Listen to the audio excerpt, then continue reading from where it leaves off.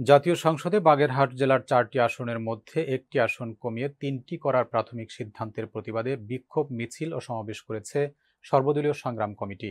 সকাল ১১টায় বাগেরহাট খুলনা মহাসড়কের দশানী ট্রাফিক মোড় থেকে বিক্ষোভ মিছিলটি শুরু হয়ে জেলা প্রশাসকের কার্যালয়ের সামনে গিয়ে সমাবেশে মিলিত হয়। সমাবেশে সভাপতিত্ব করেন জেলা বিএনপির আহ্বায়ক ইঞ্জিনিয়ার আকরাম হোসেন তালিম। বক্তব্য রাখেন বিএনপির কেন্দ্রীয় গবেষণা সম্পাদক কৃষিবিদ শামীমুর রহমান শামীম, জেলা জামায়াতে ইসলামীর আমির মাওলানা রেজাউল করিম, জেলা বিএনপির সমন্বয়ক এম এ সালাম, যুবদলের সাবেক সাধারণ সম্পাদক সুজাউদ্দিন মোল্লা সুজন, খেলাফত মজলিসের সভাপতি শাইখুল হাদিস আমিরুল ইসলাম সিদ্দিকী, বৈষম্য বিরোধী ছাত্র আন্দোলনের সাবেক আহ্বায়ক এস এম সাদ্দাম এবং এনসিপির আহ্বায়ক মোর্শেদ আনোয়ার সোহেল সহ বিভিন্ন রাজনৈতিক ও সামাজিক সংগঠনের নেতৃবৃন্দ। বক্তারা বলেন, বাগেরহাট জেলার একটি সংসদীয় আসন কমিয়ে ৩টি করা হলে জেলার জনগণের ন্যায্য প্রতিনিধিত্ব বাধাগ্রস্ত হবে।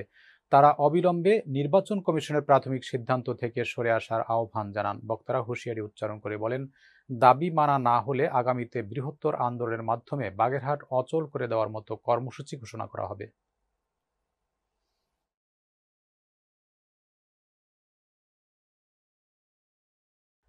ঠাকুরগাঁওয়ের বালিয়াডাঙ্গি উপজেলায় নবনির্বাচিত উপজেলা বিএনপির সভাপতি অ্যাডভোকেট সৈয়দ আলাম ও সাধারণ সম্পাদক ডক্টর টি এম মাহবুবুর রহমানের বহিষ্কার আদেশ প্রত্যাহারের দাবিতে ৩ দিনের কর্মসূচির শেষ দিনে বিএনপির নেতাকর্মীরা অবস্থান কর্মসূচি পালন করেছেন।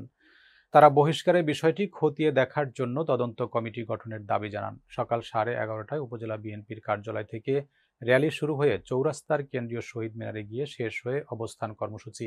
এতে অংশ নেন বালিয়াডাঙ্গি উপজেলা বিএনপি ও সহযোগী অঙ্গ সংগঠনের নেতাকর্মীরা। বক্তারা জানান, বিপদে আপদে পাশে থাকা দুই নেতাকে কেন্দ্রীয় নেতাদের ভুল বুঝিয়ে বহিষ্কার করানো হয়েছে। গত ২৯ জুলাই চট্টগ্রামে ৫ নেতাকে বহিষ্কারের পর তদন্ত কমিটি গঠন করা হলেও বালিয়াডাঙ্গির দুই নেতার বিষয়ে এখনো কোনো তদন্ত কমিটি হয়নি। নেতারা হুঁশিয়ারি দেন, বহিষ্কার আদেশ প্রত্যাহার না হলে আরও কঠোর কর্মসূচি দেওয়া হবে। তারা জানান, এই দুই নেতাকে ছাড়া উপজেলা বিএনপির নেতৃত্ব মেনে নেওয়া হবে না। গত ১২ জুলাই বালিয়াডাঙ্গিতে বিএনপির কাউন্সিল অনুষ্ঠিত হয়। সেখানে সভাপতি পদে উত্তেজনা সৃষ্টি হয়। পরে দলীয় মহাসচিবের ভাই জেলার সাধারণ সম্পাদক মির্জা ফয়সাল আমিনের গাড়িতে হামলা ও ভাঙচুরের ঘটনা ঘটে। এরপর ২৯ জুলাই রাতে বিএনপির সিনিয়র যুগ্ম মহাসচিবের স্বাক্ষরিত প্রেস বিজ্ঞপ্তিতে দুই নেতাকে দল থেকে বহিষ্কার করা হয়। বালিয়াডাঙ্গি বিএনপি নেতাকর্মীরা অবিলম্বে বহিষ্কার আদেশ প্রত্যাহারের জোর দাবি জানিয়েছেন।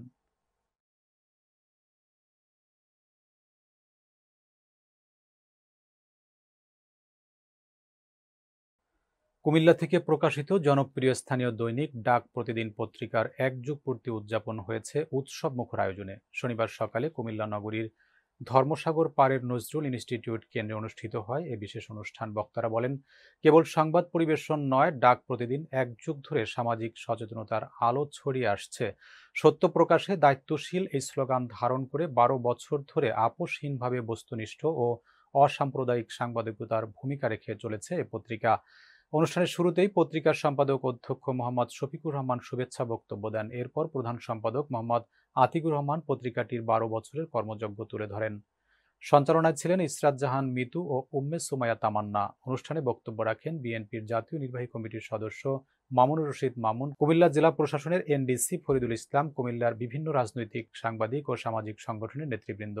বক্তারা বলেন, বৃহত্তর কুমিল্লা ও নোয়াখালী অঞ্চলের সমস্যা, সম্ভাবনা, উন্নয়ন নিয়ে ডাক প্রতিদিনের যে অনুসন্ধানী সাংবাদিকতা চালিয়ে যাচ্ছে তা নিঃসন্দেহে প্রশংসার দাবি রাখে। অনুষ্ঠানে সামাজিক ও মানবিক কর্মকাণ্ডে অবদান রাখায় বিশিষ্টজনদের সম্মাননা স্মারক এবং সেরা রিপোর্টার হিসেবে দেবিদ্বার প্রতিনিধি আনোয়ার হোসেনকে সম্মাননা প্রদান করা হয়। অনুষ্ঠানের শেষ পর্যায়ে কেক কেটে পত্রিকাটির ১ যুগ পূর্তি উদযাপন করেন অতিথিরা।